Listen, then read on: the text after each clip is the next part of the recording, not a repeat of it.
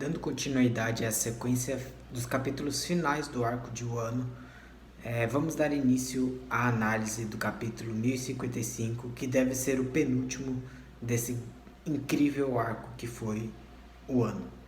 Né? Começamos o capítulo mostrando as consequências do confronto entre os Bainhas Vermelhas e o Almirante Green Bull, com o Raizo e a Shinobu hospitalizados em um estado catavérico devido ao golpe que eles sofreram. Né? E enquanto eles estão se recuperando, eles comentam sobre a proteção que a presença do Kaido mantinha, né?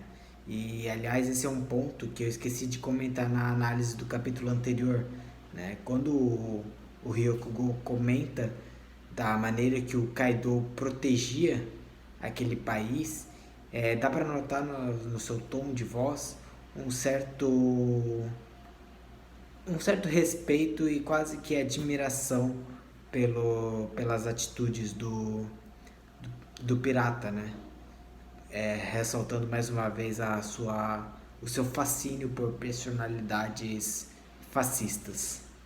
Mas continuando, essa batalha, esse confronto, ele serviu justamente para os bainhas perceberem que a partir de agora o ano irá sofrer com muito mais invasões como essa. E eles precisam estar preparados para proteger o povo e a ilha.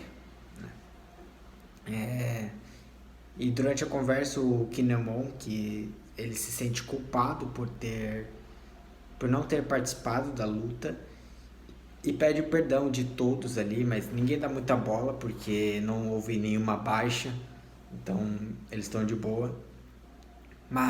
E esse fato eles atrelam à bravura do Momonosuke, né? É interessante como eles não mencionam o haki do Shanks. Né? Será que eles não conseguiram sentir?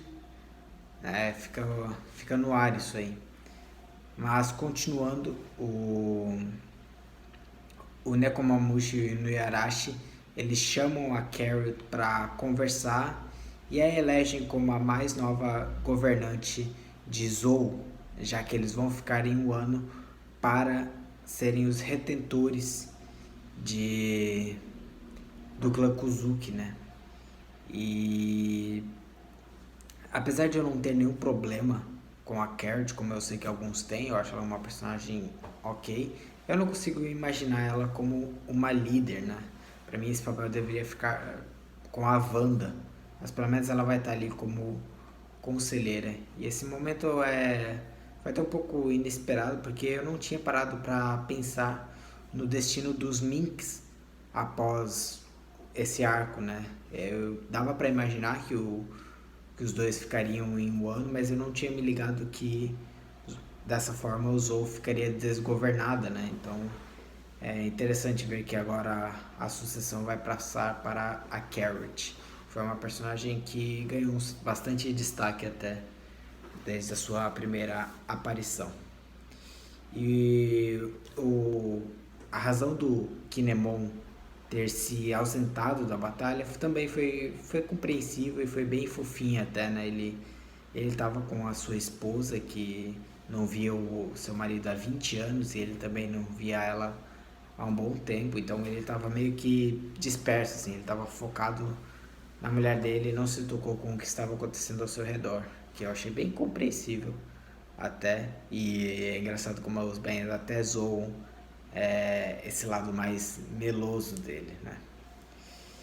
Mas bom, agora vamos para a pior parte desse capítulo, a parte que eu realmente não gostei, que é quando o Sukiyaki revela para o Momonosuke, para Hiyori, que ele, na verdade, é o avô deles.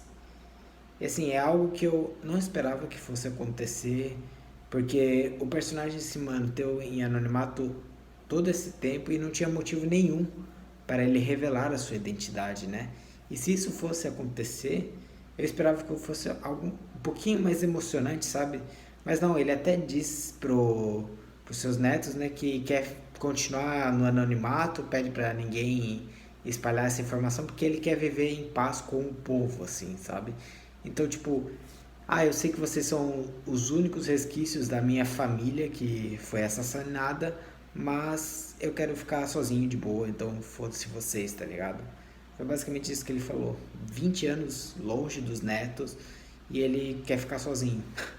Tipo, e ainda mais ele sabe que o Mononosuke é uma criança ainda e vai assumir o trono de Wano, né, como Shogun, e ele seria o candidato perfeito para, pelo menos, auxiliar o Momo nessa função, já que ele tem mais experiência, né? Mas não, se vira aí, moleque, é isso, tchau, obrigado, e se manda, né? E até a Hiyori, que aceita tudo isso muito de boa, assim, ela que ficou 20 anos sofrendo lá no país sozinha praticamente. E o cara tava lá de boa todo esse tempo e não veio falar com ela, não tentou resgatar ela, não procurou por ela, deixou ela sofrer assim, meu, muito ruim isso, sabe? Muito mal desenvolvida essa questão. E agora mudando de foco para os chapéus de palha, a gente vê todos eles ali sentados de boa, reunidos, enquanto ouvem a Robin contar sobre Pluton e sobre tudo que ela descobriu. Todos estão ali bem tranquilados, principalmente o Luffy. E eu queria fazer um adendo que eu gostei muito desse quadro que me lembra aqueles momentos mais de boa quando eles estão navegando no navio e tá todo mundo, sabe, relaxado, curtindo, que é algo que nós não vemos há muito tempo, né? Então eu gostei dessa pequena lembrança que traz da cena. Mas continuando, a Robin, ela comenta sobre Pluton e até pergunta assim de forma casual pro Luffy se ele tem algum interesse no navio, né? Que eu achei bem interessante porque mostra como todos ali respeitam as decisões do capitão, né? Tipo, no final a palavra o que eles vão fazer depende do Luffy, né? Se eles vão seguir para determinada ilha, se ele quisesse o navio, eles iriam dar um jeito de encontrar esse navio. Só que, claro, se ele aceitasse, ele não seria o Luffy, né? O Luffy ele não tem esse interesse, ele não tem interesse nesse poder. Então, pra ele, essa informação toda não é nada demais, assim, sabe? Então, ele simplesmente diz que não tá nem aí pra isso e bola pra frente, que é o que ela já imaginava que ele fosse dizer. E interrompendo a conversa, aparece a Shinobu com um corpo novo, uma aparência nova, né, devido ao tratamento que ela passou devido aos confrontos com o Green Bull lá, né? E também vemos a Otama muito fofinha, com uma vestimenta de shinobi, né? E ela diz que vai ficar para se tornar mais forte para que da próxima vez o Luffy possa levá-la junto para as aventuras, né? Algo que o Luffy aceita esses novos termos. E eu gostei muito da relação construída entre esses dois personagens, é um dos pontos altos do arco, né? Principalmente com a ligação feita com o Ace, né?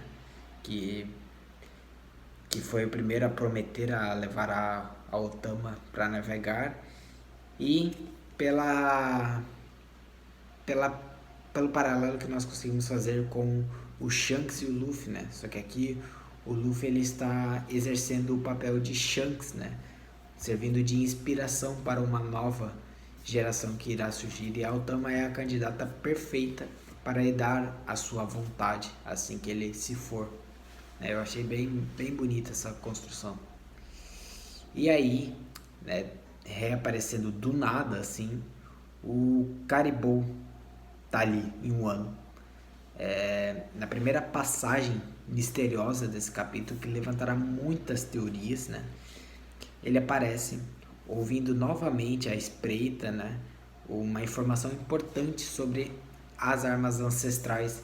E ele comenta um certo alguém que teria interesse nessa arma, né? Nessa informação aí que ele obteve. E quem será esse alguém? Olha, pra mim, eu não tenho dúvidas de que é o Barba Negra, tá? Seria uma maneira muito boa de encaixar ele na história e fazer com que o personagem comece a se mover, né? a colocar o seu plano em prática. E o Barba Negra é o tipo de personagem que teria interesse de se apossar de uma arma tão poderosa quanto essa. E o que me faz mais acreditar é, primeiro, que ele vai ser o grande vilão, né? Então a gente precisa ver Pluton em ação de alguma maneira. Imagina a insanidade que vai ser uma batalha naval com Pluton, assim, seria incrível. E o Caribou e o Barba Negra, de certa forma, eles têm uma ligação que os dois eles agem meio na surdina, assim, sabe? Então o Caribou ele seria um subordinado muito útil para o Barba Negra que ele conseguiria utilizar. Então eu acredito que seja de fato o Barba Negra esse alguém que teria interesse. E também já prepararia o confronto dele com o Luffy, né? Porque o Luffy não ficaria nada feliz em saber do ataque ao Wano, né, pelo Barba Negra. Então, se ele realmente for atrás do Pluton, já vai aí gerar uma rixa com o Luffy novamente, certo? E agora vamos para a melhor parte do capítulo, né? Que é onde o Kid, o Luffy e o Lau estão prontos para partir, né? O Momonosuke, ele foi procurar pelo Zoro para tentar aprender algumas técnicas de espada, o que não daria certo, porque eu não consigo imaginar o Zoro como professor, isso seria algo bem engraçado até, né? O jeito impaciente dele. Mas e quando ele não encontrou o Zoro e nem os demais chapéus de palha, a Hiyori comenta com ele que eles já se despediram pela manhã e partiram, né? Então, sem se despedir, que é algo normal que o Luffy faz, porque ele não tem paciência para despedidas, né? Então a gente vê o Kid, o Luffy e o Lau prontos para partir para a próxima ilha, para a nova aventura deles. Só que só tem um pequeno probleminha, né? Eles não querem sair juntos como se fossem aliados, né? Cara, é incrível como eles sempre brigam pelos motivos mais bobos. Eu adoro a interação entre esses três personagens, que é muito divertida, sabe? O Oda, ele realmente se diverte escrevendo esses diálogos, porque é muito bom. E aí eles começam a discutir, né? Porque eles não querem sair juntos e blá blá blá. E aí o Lau ele tenta dar uma solução simples e lógica, né? Diz, Luffy, tu não pode sair outro dia, amanhã, enfim. E obviamente o Luffy se recusa, porque ele já decidiu que ele vai partir naquele dia. E sabemos que quando o Luffy decide algo, ninguém faz ele mudar de ideia. E aí a solução encontrada é que, para esse impasse, né, criado, é que cada um deve escolher uma das ilhas apontadas pelo Lobo Pose, né, que são 3. Então o Lau ele fica com a linha mais direta, né? Só que o Kid e o Luffy, né, crianças do jeito que são, eles escolhem a ilha do meio, né? Só porque é o meio, sabe? Então eles querem ir pelo caminho principal, digamos assim, né? E o Lau até comenta dessa infantilidade deles. E aí, para novamente solucionar essa briga aí, para resolver o problema, eles fazem um sorteio, né? E eu só queria fazer um adendo de que eu adoro demais ver esses três juntos. A rivalidade amigável deles, assim, é muito incrível. Os diálogos que demonstram a personalidade de cada um e as diferenças delas, né? Entre eles, que acaba gerando essa rivalidade, é tudo perfeito, assim, pra mim. Por isso que foi o ponto alto do capítulo, na minha opinião. Mas, enfim, voltando, né? O Luffy, ele perde o sorteio, né? Pegando a ilha que ele não queria, do outro caminho. E o Kid vai seguir pro leste, né? No caso, no meio. E aí o Sop, vendo tudo aquilo, ele fica... Pô, dane-se qual for a ilha, porque todas vão ser perigosas. Me ajuda aqui a carregar essas caixas. E o Luffy, quando ele fica triste, né, por não pegar a ilha que ele queria, ele tenta jogar o seu novo título de Yonko como se aquilo desse algum tipo de privilégio para ele, né? E até é engraçado isso, porque mostra que o personagem ele realmente não se importa com o título que ele recebeu, sabe? Não é levado a sério por ninguém ali. Quando o Kid ele se refere ao Luffy como Yonkou de fato, soa até um pouco estranho, porque a gente sempre atrelou esse título há uma figura amedrontadora, a se temer, né? Mas o Luffy ele continua sendo o mesmo de sempre. Ele não mudou depois que se tornou um Yonko, nem nada do tipo, sabe? Então é interessante isso. E aí quando o Kid ele comenta sobre o Yonko que ele mais detesta, né? Que mais ele acha irritante, eu achei que seria o Shanks, devido ao passado dos dois ali, né? Só que para minha surpresa não, foi o Bug. Eu fiquei realmente surpreso de ver o rosto dele ali e mais ainda de ver o Crocodile e o Mihawk ao seu lado como aliados. Então eles formaram meio que uma aliança aparentemente. E antes de tudo, eu só queria comentar sobre a reaparição, né, a reintrodução do Crocodile na trama, que é algo que os fãs aguardavam muito já, porque ele é um vilão extremamente carismático, foi um dos melhores de One Piece, né? E que pode ser muito bem utilizado nessa nova fase no mangá. Então eu tô bem feliz, que eu não esperava acontecer, porque o Oda ele não gosta de reciclar vilões antigos. Só que eu tô curioso para ver o que ele vai reservar para esse personagem e qual será o seu papel na trama. Eu acho que pode ser bem interessante. E assim como o Zoro, eu também acho estranho o Mihawk estar aí no meio, porque ele é um pirata que sempre agiu sozinho, né? Então, por que ele está ali junto com o Bug e com o Crocodile? É meio estranho tudo isso e eu acho que teremos mais informações em breve para entender toda essa história, da qual eu já vou teorizar, né?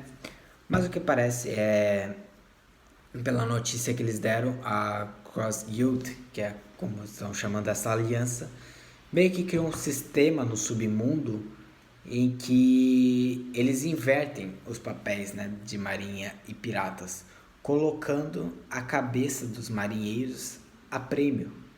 E cara, isso é um elemento de inovação na história muito interessante, muito legal, que eu espero que seja bem trabalhado, porque pode criar uma dinâmica bem interessante para a história, né?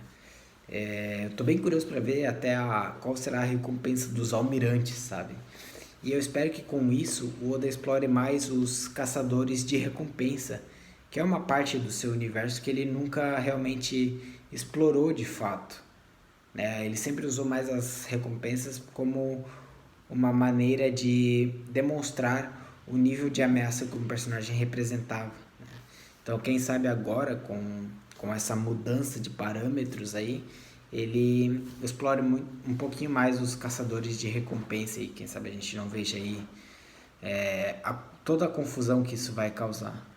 E agora a gente entende até porque o Bug se tornou um Yokon tão rápido assim, né? Que ele criou um baita problema para a Marinha. E se eles realmente acreditam que ele conseguiu ter o Mihawk e o Crocodile como subordinados barra aliados, né? É realmente um feito impressionante, assim. Mas vamos lá, né?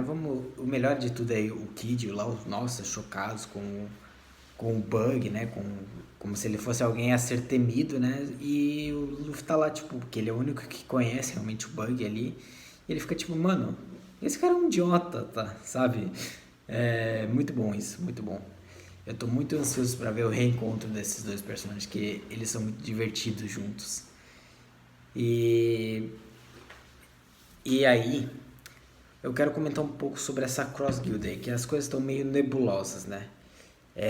Eu não acho que tenha sido o Bug que realmente formou isso aqui, sabe? É uma resposta muito inteligente ao banimento e à perseguição dos Shichibukais, né? Meio que inverter os papéis para a Marinha também ser caçada. Só que eu não acho que ele teria pensado nisso, apesar de que ele é capaz de tudo para fugir e sobreviver, né? Só que assim, eu vou tentar teorizar aqui um pouco do que eu acredito que tenha acontecido, né? Eu acho que tudo isso é um plano do Crocodile, porque ele, como nós já sabemos, é um vilão de planos megalomaníacos, né? Então isso deve ser uma estratégia de distração para algo maior.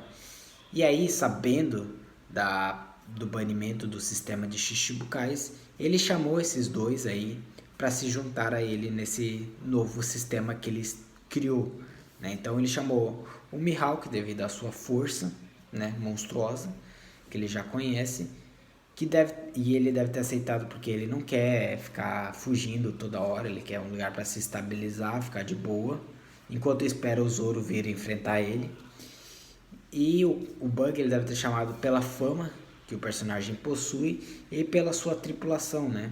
E seria a maneira perfeita de encaixar ele como bode expiatório, né? Torná-lo o alvo principal, como o grande conspirador disso tudo. E aí o alvo fica no Bug, enquanto o Crocodile consegue agir nos planos de fundo, né? Que é algo que o personagem também gosta de fazer, ele opera mais assim na surdina mesmo. Então é isso mais ou menos a minha teoria de como a Cross Guild foi formada, né? Até porque o Bug não teria essa capacidade. Tipo, é a única explicação que eu consigo encontrar pro Crocodile e o Mihawk rebaixarem a imagem deles dessa forma, sabe? Então eu acho que a Marinha supôs algo errado e exagerou no papel do Bug nisso tudo aí. E, bom, depois de comentar sobre a nova situação que o mundo se encontra, que tá um caos completo, sério, eu adorei o que o Oda fez aqui com esse negócio de inverter o papel das caixas de recompensa. Eu tô ansioso para ver no que isso vai dar. Aí o Lau ele entrega para o Kid, o Killer no caso, né? Uma cópia do manuscrito do Poneglyph, do Road Poneglyph que eles encontraram ali em Wano. E diz que ele fez isso porque não queria estar em vantagem, mostrando aí que ele também tem um certo espírito competitivo como os outros dois ali, que é mais óbvio, né? Então eu achei isso bem legal. Aí o Kid ele revela que ele já tinha outra cópia em posse, que ele conquistou lá em Whole Cake, quando invadiu o território da ex-Yonko lá, da Big Mom. E é interessante isso, né? A gente não sabia até agora o que ele havia ido fazer lá em Whole Cake, agora descobrimos, ele foi atrás do Road Poneglyph e obrigou um general a revelar a informação. Só que assim, né, ele não tem como ler o que estava escrito. Então ele apenas tem uma cópia do Road Poneglyph, tecnicamente, né, que ele consegue realmente saber o que está escrito, enquanto o Luffy tem 3. E provavelmente o Lau também, já que ele está navegando com eles todo esse tempo. Então, apesar dele dizer que está em vantagem, ele não está, ele está em desvantagem. Mas é legal isso, né? É uma maneira de manter as coisas no mesmo nível, assim, e de colocar o Kid dentro da corrida do One Piece também.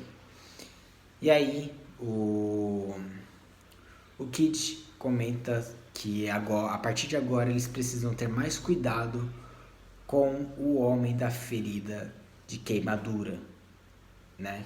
Que ele pode ser um problema nessa busca deles pelo One Piece a partir de agora. E aí, depois que eu li isso, imediatamente eu comecei a pesquisar personagens que poderiam se encaixar nessa descrição e que poderiam ser considerados uma ameaça.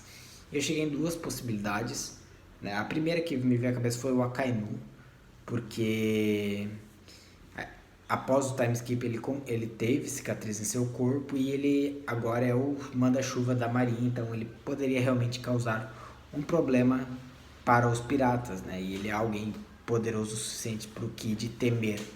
Só que assim, né, o Akainu ele não tem como ser queimado e ele não está mais tanto na ativa, certo? Ele está mais ali comandando mesmo e não parece estar na ativa para receber um título desses. E aí foi que eu lembrei de um mistério que o Oda deixou em aberto lá em Punk Hazard quando começou a jornada do Novo Mundo, que é a aliança do Aokiji com o Barba Negra. Cara, quando eu lembrei disso, matei. Eu acho que é o Aokiji. Assim, se eu fosse apostar, eu apostaria minhas fichas nele, porque ele de fato tem uma cicatriz de queimadura no seu corpo, como nós já vimos, devido ao seu confronto com quem? O Akainu, né? E seria a maneira perfeita de encaixar o personagem na história, explicar quais são os seus objetivos e responder esse mistério de qual é o seu objetivo de ficar com o Barba Negra, de formar essa aliança, né? Que certamente deve ter algo a ver com a Sword, né? E até a expressão do Lau me deixou meio assim, porque ele tem uma certa ligação ali com a Sword, então ele pode saber de algo que nós não sabemos, né? Então, me deu essa sensação de que o Lau sabe de quem ele está se referindo e, enfim. O Aokiji, deve ter conquistado esse título porque sabemos que o Barba Negra ele está atrás de usuários de Akumas no Mi, né? Então, como aliado do pirata, ele deve ter participado dessas caças e foi assim que ele conquistou essa fama, né? De o homem da ferida de queimadura. E aí, já viu, né? Ele é alguém realmente poderoso, pro Kid temer e se encaixa no perfil. Então, pra mim, é o Aokiji, esse certo alguém aí. Quero, quero muito ver como o Oda vai encaixar o personagem nas batalhas aí.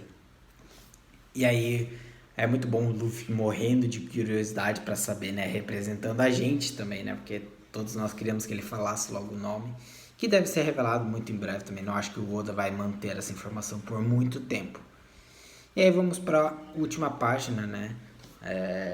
A gente estava na penúltima e mais emblemática. E agora temos ali o Yamato no topo do castelo de Wano, gritando para o mundo que ele irá realizar o seu desejo de viver como Oden e explorar o mundo ao lado do futuro rei dos piratas, assim como o Oden fez, né? É uma cena muito impactante para o personagem, muito bonita. E ele é realmente o último membro dos Chapéus de Palha, assim. Então, a partir de agora, nós vamos navegar com a formação final e oficial dos Chapéus de Palha, porque eu duvido que o Oda vá inserir mais algum novo membro, né, nesse ponto da história. Então, vai ser bem legal. Eu tô ansioso para ver o Yamato admirado ao desbravar novas ilhas, né? Vai ser bem legal isso, a interação dele com o Luffy também, que também é um cara super animado, assim. Vai ser bem legal e finalmente teremos aquele momento que eu mencionei há pouco sobre eles ficarem de boa no navio, sabe? Acho que e ver todos juntos, todos mesmo, assim, que é algo que a gente não vê, sei lá, desde da Ilha dos Tritões, né? Desde Punk Hazard. Ali no começo, que faz muito tempo que nós não vemos eles assim juntos mesmo. Então acho que vai ser bem legal isso, com o Yamato junto agora e o Jinbe também. Vai ser um momento bem legal. E é isso, gente. É dessa forma que termina o capítulo, né? Com o Yamato anunciando ao mundo que ele agora irá partir para o mar. E assim, acima de tudo, esse capítulo, ele foi uma antecipação da despedida de Wano que deve acontecer no próximo, certo? E eu adorei principalmente pela interação do trio monstro principal, supremo do mundo de One Piece atual, que é o Kid, o Lau e o Luffy, né? Toda aquela cena deles interagindo, conversando, tendo uns diálogos de briga, assim, foi muito legal, foi muito divertido. E assim, a imagem deles sentados ali, né? Pra mim foi muito impactante, sabe? Porque aqueles são os principais piratas que representam essa nova era, né? Então é uma imagem poderosa até. E eles são o que o Barba Branca, o Chique e o Roger foram um dia, certo? Pra mim essa foi o ápice do capítulo, junto com a revelação da Cross Guild ali, que eu achei bem interessante, eu estou muito empolgado para isso, é uma inovação muito bem-vinda que o Oda trouxe. E apesar de ter aquele ponto fraco ali do Sukiyaki, o Momonosuke, né, e a Hiyori, não chega a estragar o capítulo, que trouxe algumas informações bem importantes também, né? Mas ele foi realmente um capítulo divertido. Acho que esse seria uma palavra para descrever ele. Certo? Então, é isso, gente. Eu sabe, de saber que o ano está acabando me deixa empolgado e ao mesmo tempo triste, porque foi o maior arco de One Piece, tanto em tamanho quanto em qualidade, assim. Realmente foi um momento muito especial da trama de One Piece. E agora é só nos resta aguardar o próximo. Espero que você tenha gostado. Não se esqueça de deixar o like, se inscrever e comentar aqui embaixo qual a sua avaliação desse novo capítulo. Beleza? Valeu!